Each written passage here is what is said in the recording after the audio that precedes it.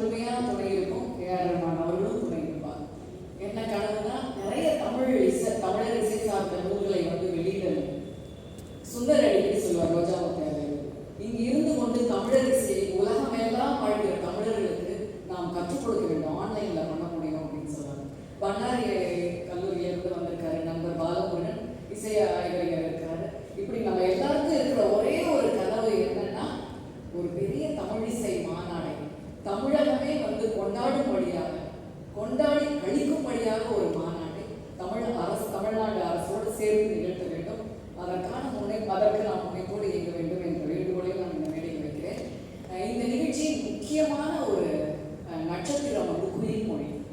எனக்கு ரொம்ப ஆச்சரியத்தை, வியப்பை ஊட்டியவர் அவர். எனக்கு ஒரு ரொம்ப இன்டியூட்டிவாக தான் எனக்கு குயில்மொழி தோன்றுகிறார். குயில்மொழியோட எனக்கு பெரிய பழக்கம் தாங்க. எங்கேயோ அவங்க நடனம் ஆடுறதை நான் பார்த்துருக்கேன். இதை யார் செய்வார் அப்படிங்கிறப்ப நான் குயில்மொழியை பரிந்துரைக்கிறேன், அவ்வளவுதான்.